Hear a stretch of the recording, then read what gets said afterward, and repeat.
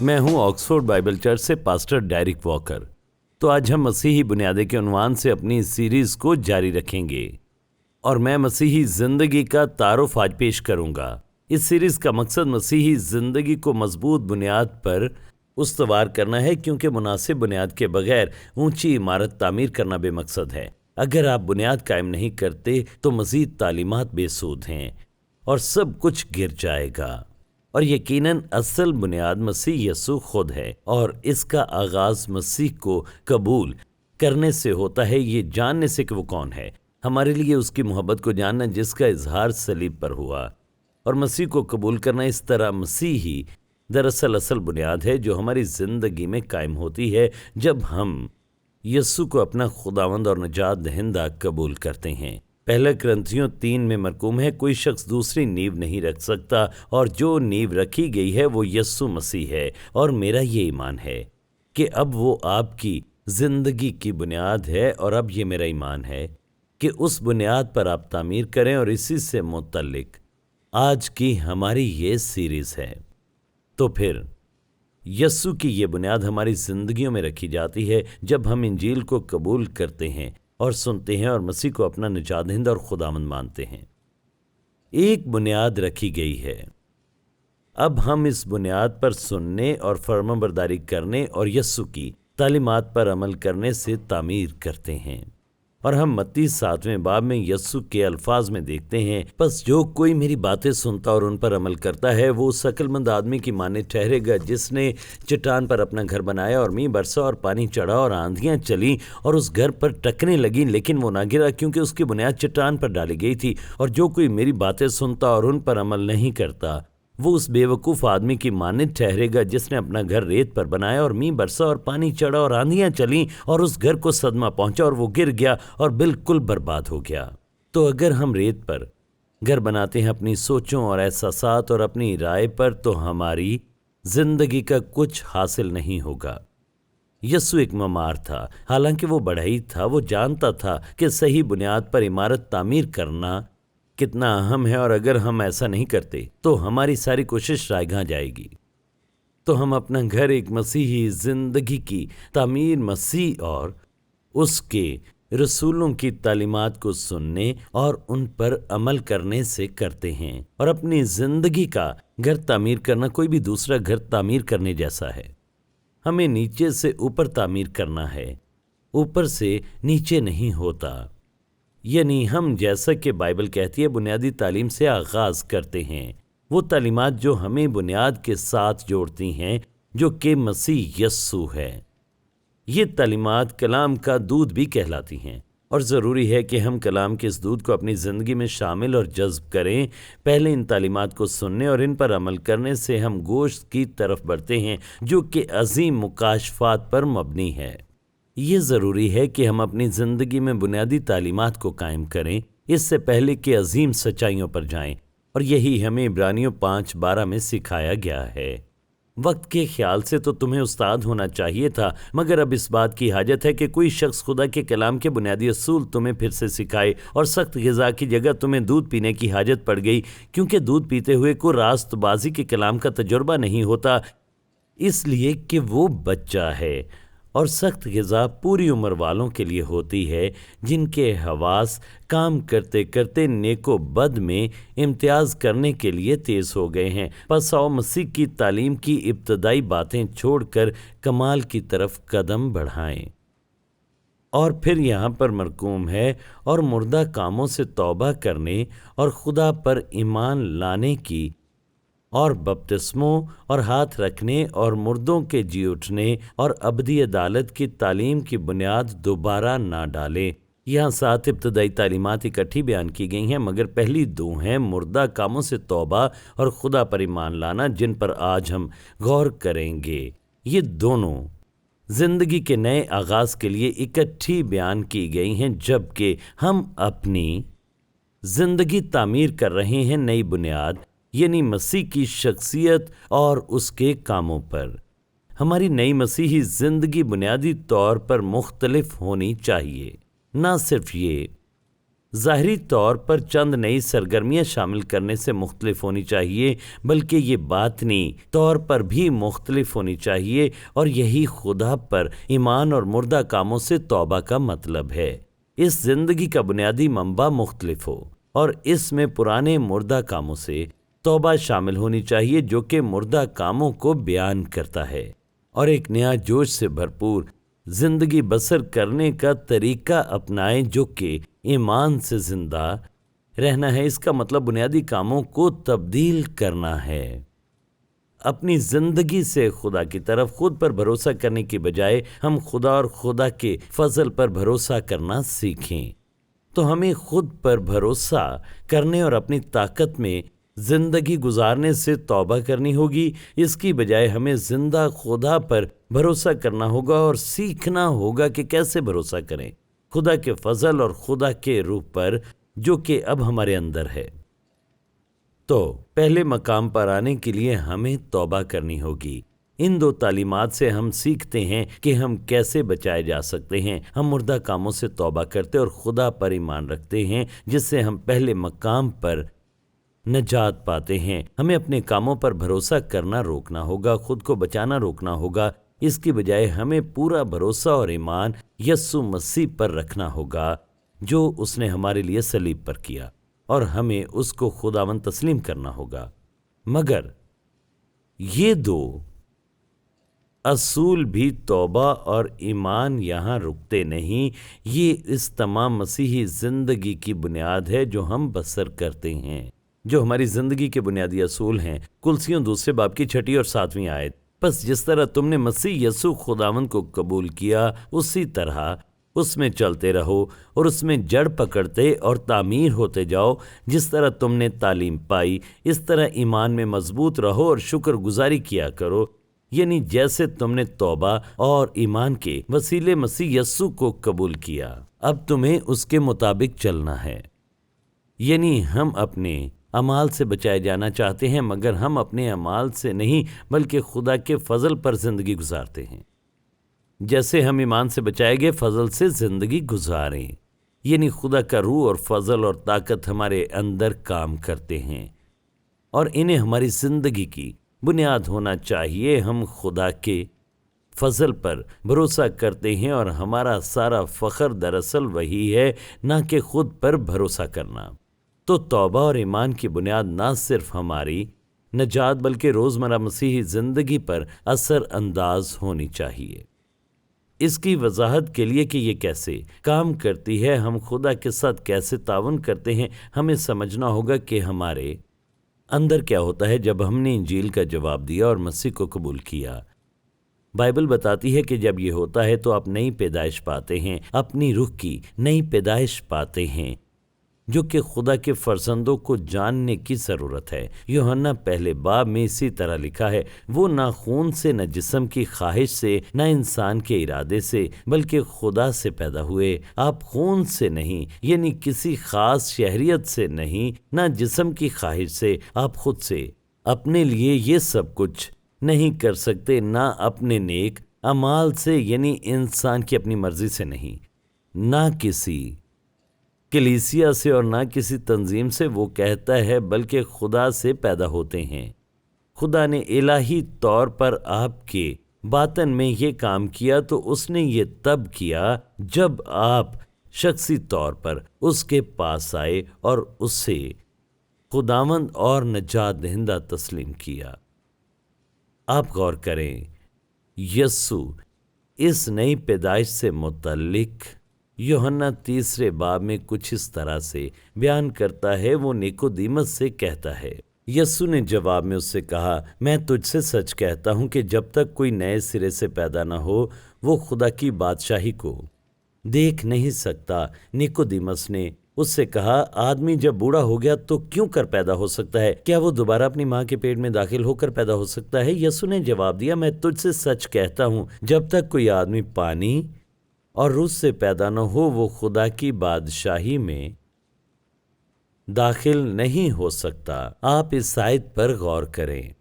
آپ کو دوسری پیدائش کی ضرورت ہے، آپ کی روح کی دوبارہ پیدائش، تاکہ خدا کی بادشاہی میں داخل ہوں۔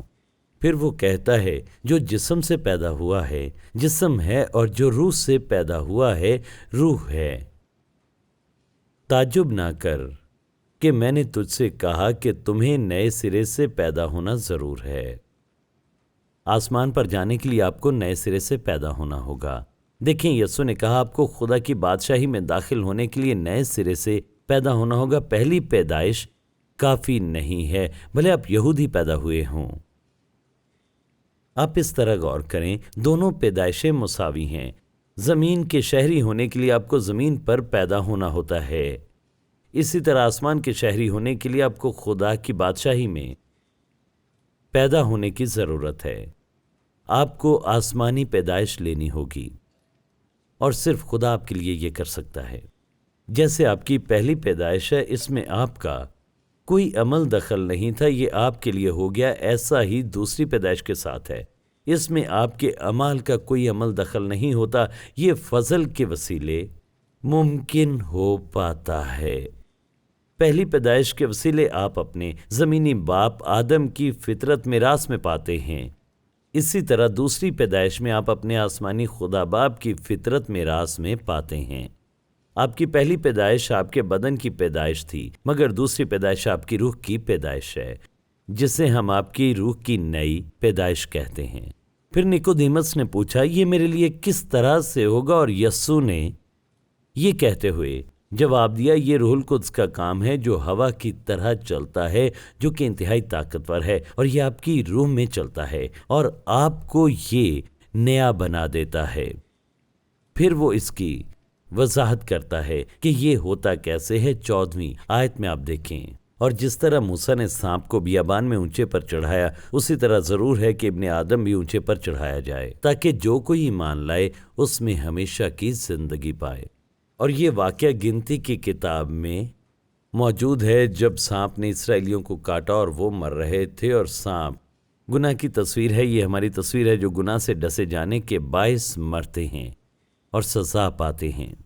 اور اس کا تریاق وہ سانپ تھا جو موسیٰ نے بلی پر لٹکایا، اور یہ پیتل کا ایک سانپ تھا جو کہ عدالت کی ایک تصویر ہے۔ یہ یسوع کی تصویر کو پیش کرتا ہے جو صلیب پر لٹکایا گیا، ہمارے گناہ اپنے اوپر لے لیے اور ہمارے گناہ یسوع پر لاد دیے گئے۔ جو اس سانپ کی طرف دیکھتا تھا اس کے گناہ صلیب پر لٹکائے جاتے تھے اور وہ زندہ رہتا تھا۔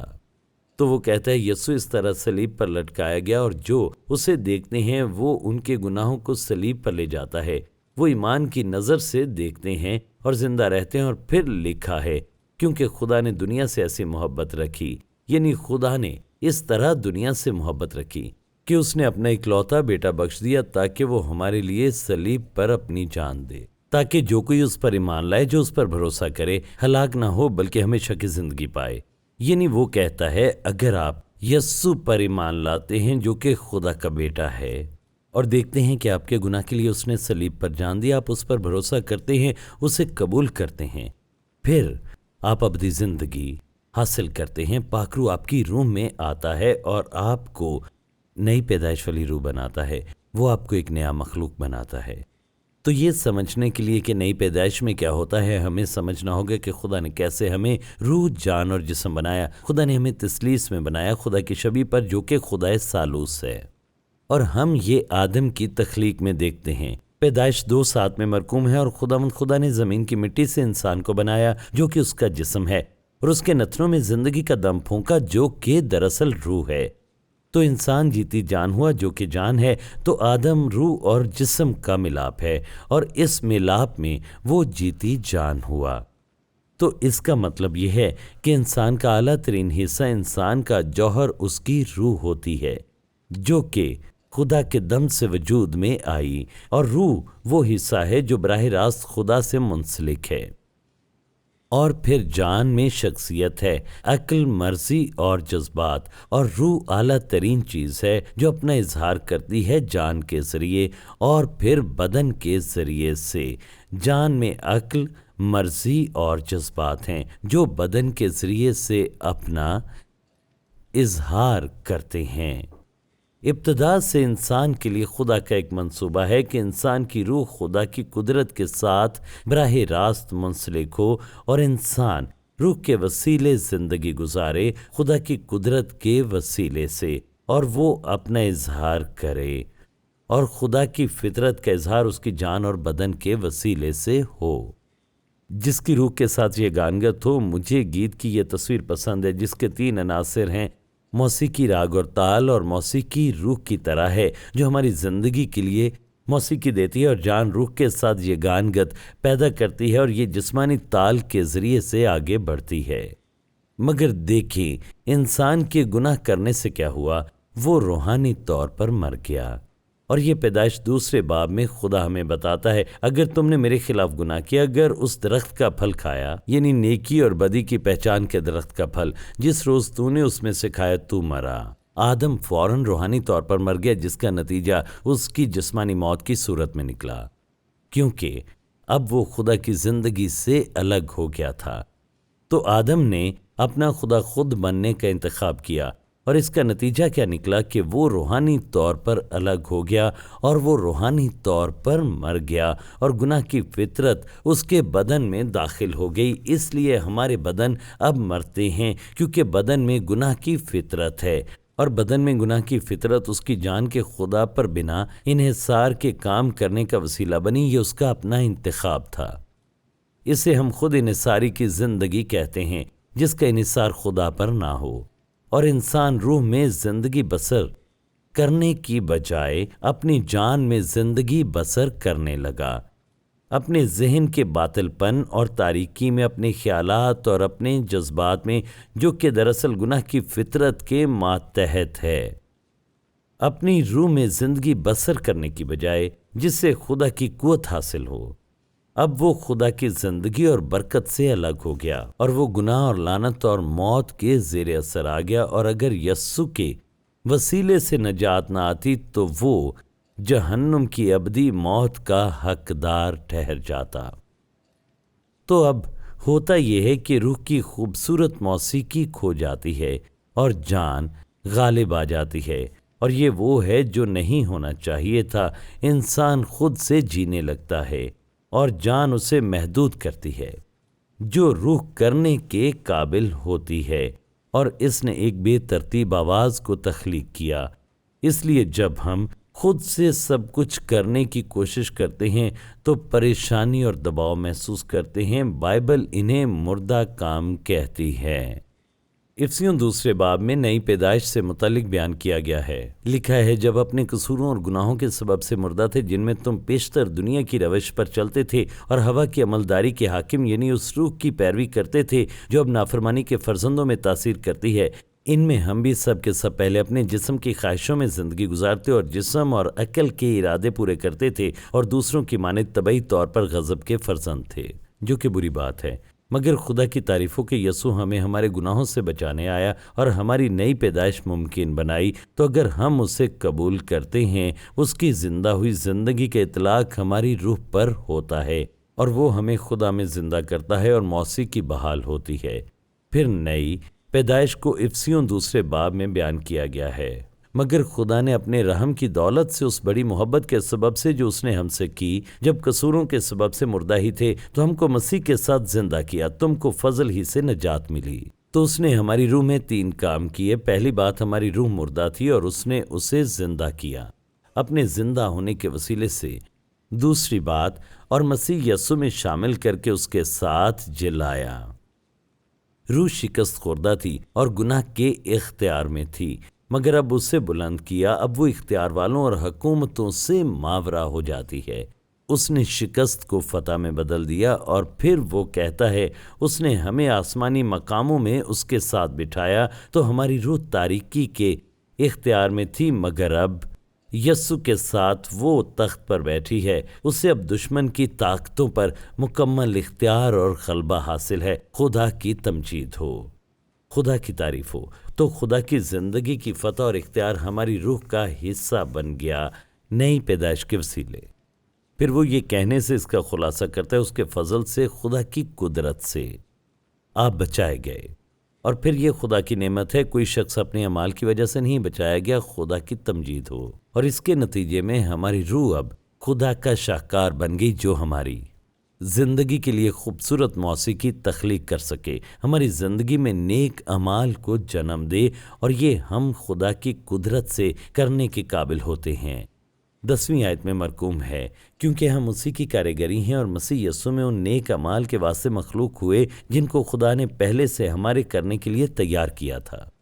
اب یہ نئی پیدائش عہد عتیق میں دستیاب نہیں تھی، لیکن اس کی پیشن گوئی حزقیل 36ویں باب میں کی گئی تھی۔ لکھا ہے، اور میں تم کو نیا دل بخشوں گا اور نئی روح تمہارے باطن میں ڈالوں گا، اور تمہارے جسم سے سنگین دل کو نکال ڈالوں گا اور گوشتین دل تم کو عنایت کروں گا، اور میں اپنی روح تمہارے باطن میں ڈالوں گا اور تم سے اپنے آئین کی پیروی کراؤں گا، اور تم میرے احکام پر عمل کرو گے اور ان کو بجا لاؤ گے۔ تو وہ کہتا ہے، میں اپنی روح تم میں ڈالوں گا، تب نہ صرف تم نئی روح پاؤ گے بلکہ خدا کا پاک روح ہمارے اندر سکونت کرتا ہے۔ ہم پاک روح کی ہیکل ہیں، ہماری روح پھر سے خدا کے روح کے ساتھ منسلک ہو گئی ہے، اور اب خدا کی زندگی ہمارے اندر ہے۔ خدا کا فضل ہمارے لیے موجود ہے جو زندگی کا منبع ہے، تو باطنی طور پر ہم نئے شخص بن گئے۔ بائبل فرماتی ہے، اگر کوئی مسیح میں ہے تو وہ نیا مخلوق ہے، پرانی چیزیں جاتی رہیں، یعنی پرانی روح جاتی رہی، دیکھو وہ نئی ہو گئیں، اور سب چیزیں خدا کی طرف سے ہیں۔ تو پھر ہمارے اندر خدا کی محبت کرنے والی فطرت ہے، اور یوحنا 4 باب میں یوں بیان کیا گیا ہے، جو کوئی اس پانی میں سے پیتا ہے وہ پھر پیاسا ہوگا، مگر جو کوئی اس پانی میں سے پیے گا جو میں اسے دوں گا وہ ابد تک پیاسا نہ ہوگا، بلکہ جو پانی میں اسے دوں گا وہ اس میں ایک چشمہ بن جائے گا جو ہمیشہ کی زندگی کے لیے جاری رہے گا۔ آپ کی روح میں ابدی زندگی ہے، اور یوحنا 7 میں وہ فرماتا ہے، اس کے اندر زندگی کے پانی کی ندیاں جاری ہو جائیں گی۔ خدا کی تعریف ہو، وہ پاک روح سے متعلق بات کرتا ہے۔ پاک روح آپ کے اندر رہتا ہے اور آپ میں سے زندگی کے پانی کے طور پر بہتا ہے۔ اور پھر دیکھیں، رومیو 5:5 میں مرقوم ہے، روح القدس جو ہم کو بخشا گیا اس کے وسیلے سے خدا کی محبت ہمارے دلوں میں ڈالی گئی ہے۔ تو اب ہمارے دلوں میں سے یہ خوبصورت موسیقی، یہ طاقت، یہ فضل جاری ہوتے ہیں، اور پاک روح کے وسیلے اس کی محبت، یعنی اگر آپ نئے سرے سے پیدا ہوتے ہیں تو اب آپ میں وہ صلاحیت موجود ہے جو پہلے نہیں تھی۔ آپ محبت بھرے، خدا کے محبت بھرے فرزند ہیں، اور اب ہم اس محبت کا اظہار کرنا شروع کرتے ہیں۔ گلتیوں میں اس طرح مرقوم ہے، روح کا پھل جو کہ روح سے آتا ہے، یعنی محبت، خوشی، اطمینان، تحمل، مہربانی، بھلائی، وفاداری، شرافت اور برداشت۔ تو اب ہم خدا کی قدرت میں نئے آدمی کی زندگی جیتے ہیں۔ لکھا ہے، اور نئی انسانیت کو پہنو جو خدا کے مطابق سچائی کی راست بازی اور پاکیزگی میں پیدا کی گئی ہے۔ آپ کی روح خدا کے سامنے پاک ہے، اور یہ زندہ رہنے کی صلاحیت میں راست بازی ہے، اور اب ہم نئے شخص کی زندگی بسر کرتے ہیں۔ اور جب ہم ایسا کرتے ہیں تو کہہ سکتے ہیں، مسیح یسوع میں سب کچھ کر سکتا ہوں۔ گلتیوں میں مرقوم ہے، میں مسیح کے ساتھ مصلوب ہوا ہوں، اور اب میں زندہ نہ رہا بلکہ مسیح مجھ میں زندہ ہے، اور میں جو اب جسم میں زندگی گزارتا ہوں تو خدا کے بیٹے پر ایمان لانے سے گزارتا ہوں، جس نے مجھ سے محبت رکھی اور اپنے آپ کو میرے لیے موت کے حوالے کر دیا۔ یہ بالکل نئی زندگی ہے۔ اب میں اپنی جان میں زندگی بسر نہیں کرتا بلکہ ہم پاک روح کی طاقت میں زندگی بسر کرتے ہیں۔ وہ ہماری عقل کو روشن کرے گا، وہ ہماری مرضی کو قوت دے گا اور ہمارے جذبات کو تازہ کرے گا، ہماری جان متحرک ہوگی۔ ہم باطنی طور پر جانیں گے کہ حقیقت میں ہم کون ہیں۔ تو ہمیں اپنے مردہ کاموں سے توبہ کرنی ہے۔ بائبل کہتی ہے، روح زندگی دیتی ہے، بدن کچھ نہیں دیتا۔ لکھا ہے، روح کے موافق چلو تو جسم کی خواہش کو ہرگز پورا نہ کرو گے۔ اور اسی لیے زندگی کے لیے خدا ہمیں بلاتا ہے، اور اسی لیے یسوع نے فرمایا، اگر کوئی میرے پیچھے آنا چاہے تو اپنی خودی کا انکار کرے اور اپنی صلیب اٹھائے اور میرے پیچھے ہو لے۔ یاد کریں، اس نے کہا، اگر کوئی میرے پیچھے آنا چاہے تو اپنی خودی کا انکار کرے اور اپنی صلیب اٹھائے۔ یہ دراصل اس کی قربانی کا مقام ہے، یعنی ہمیں خود انحصار زندگی کو ختم کرنا ہے۔ وہ کہتا ہے، اپنی صلیب اٹھاؤ اور میرے پیچھے ہو لو، کیونکہ جو کوئی اپنی جان بچانا چاہے اسے کھوئے گا، اور جو کوئی میری خاطر اپنی جان کھوئے گا اسے پائے گا۔ تو خدا ہماری حقیقی انفرادیت کو بحال کرتا ہے، جو خدا ہمیں بنانا چاہتا ہے زندگی گزارنے کے۔ میں آپ کو بتاتا ہوں کہ یہاں 2 طریقے ہیں۔ ایک شریعت کے تحت اپنی زندگی گزارنے کی کوشش کرنا اور قوانین پر چلنا ہے، جان کے لیے جینا، یا ہم فضل کے تحت زندگی बसर कर सकते हैं ताकि खुदा का फजल हमारी रूह से जारी हो। बाइबल बताती है जो लोग फजल और रासबाजी की बख्शिश अफराद से हासिल करते हैं वो हमेशा की जिंदगी में ज़रूर ही बादशाही करेंगे। रोमियो 6 में मरकूम है, इसी तरह तुम भी अपने आपको गुनाह के एतबार से मुर्दा मगर खुदा के एतबार से मसीह यस्सु में जिंदा समझो। बस गुनाह तुम्हारे फ़ानी बदन में बादशाही ना करे कि तुम उसकी ख्वाहिशों के ताबे रहो। गुनाह की फितरत मौजूद है मगर उसके ताबे नहीं होना। जब आप ईमान में चलते हैं तो आप इस पर फतह पाते हैं। लिखा है इसलिए कि गुनाह का तुम पर इख्तियार ना होगा, क्योंकि तुम शरीयत के मातहत नहीं बल्कि फजल के मातहत हो। जब आप फजल के तहत जिंदगी बसर करते हैं बजाय इसके कि आप शरीयत के तहत जिंदगी बसर करें अपनी ताकत से, जब आप ऐसा करते हैं तो गुनाह पर गालिब नहीं आते, आप आज़ादी का तजुर्बा नहीं पाते। लिखा है क्योंकि ज़िंदगी के रूह की शरीयत ने मसीह यस्सु में मुझे गुनाह और मौत की शरीयत से आज़ाद कर दिया। इसलिए कि जो काम शरीयत जिस्म के सबब से कमज़ोर होकर ना कर सकी वो खुदा ने किया, यानी उसने अपने बेटे को गुनाह आलूद जिस्म की सूरत में और गुनाह की कुर्बानी के लिए भेजकर जिस्म में गुनाह की सज़ा का हुक्म दिया। गुनाह की फितरत का आप पर कोई इख्तियार नहीं, ताकि शरीयत का तकाजा हमें पूरा हो जो जिस्म के मुताबिक नहीं बल्कि रूह के मुताबिक चलते हैं। क्योंकि जो जिस्मानी है वो जिस्मानी बातों के ख्याल में रहते हैं, लेकिन जो रूहानी हैं वो रूहानी बातों के ख्याल में रहते हैं। तो इसलिए हम ऐसा करते हैं जब हम ईमान के वसीले अपनी ज़िंदगियां फजल के ताबे कर देते हैं, रूह पर भरोसा करते हैं। देखें, जब हम बदन में अपनी कुव्वत से चलते हैं तो हम खुदा को खुश नहीं कर सकते। तो हम तभी खुदा को खुश करते हैं जब हम ईमान के वसीले अपनी ज़िंदगियां फजल के ताबे करते हैं, रूह पर भरोसा करते हैं। जब हम बदन में अपनी कुव्वत के साथ चलते हैं तो हम खुदा को खुश नहीं कर सकते, भले हम मजहबी तौर पर कैसे भी हों। इसलिए खुदा पर ईमान और मुर्दा कामों से तौबा हमारी पूरी मसीही ज़िंदगी के लिए इंतहाई ज़रूरी और बुनियादी तालीमात हैं। हम नए सिरे से पैदा होते हैं मगर हमारे अंदर उसका रूह है, मगर अब हमें बुनियादी तौर पर फजल के मातहत चलना है और फिर हम नई ज़िंदगी और इत्मीनान दरियाफ्त करेंगे। यहाँ एक किताब है जो मसीही बुनियादें की इस सीरीज से बिल्कुल मुताबिकत रखती है। उन्वान है ग्रोइंग अप स्पिरिचुअली, और ये इंतहाई अहम है कि हम बुनियादी तालीम को जानें जहाँ हम रूहानी तौर पर बढ़ सकते हैं। मैं चाहता हूँ कि आप इस किताब को ख़रीदें, और ये ज़्यादा महंगी नहीं। ये किताब आपको बहुत सी बुनियादी तालीमात देगी। इस सीरीज के अलावा भी बहुत कुछ है। हमें देखने के लिए शुक्रिया। आप मजीद तालीमात ऑक्सफोर्ड बाइबल चर्च और roku चैनल पर हासिल कर सकते हैं और डेरिक वॉकर के YouTube चैनल पर भी। और आप हमारे साथ इतवार की इबादत में भी शामिल हो सकते हैं सुबह 11 बजे और शाम 6 बजे। चैनी स्कूल, हेडिंगटन, ऑक्सफोर्ड, OX3 7QH। आप CDs, DVDs, किताबें और दूसरी चीजें ऑनलाइन ऑर्डर कर सकते हैं www.oxfordbiblechurch.co.uk और कॉल भी कर सकते हैं 018655 Shekinah Bible Ministries were founded by Dr. Tahira Salim and Reverend Dr. Asher Salim on 27th October 1998. The foundation of organization was laid by Reverend Dr. Shahid Siraj Deen, who was called home by God on 14th Feb 1998. The organization commenced its working through Bible Institute and then by the grace of God developed following establishments: Shekinah Bible Church, Shekinah Sunday School, Shekinah Movie Society, Shekinah Messaging Services, Shekinah Adult Youth, Daughters of Shekinah, Shekinah Bible Institute, Shekinah News, Shekinah Medical Camp, Shekinah EMAC.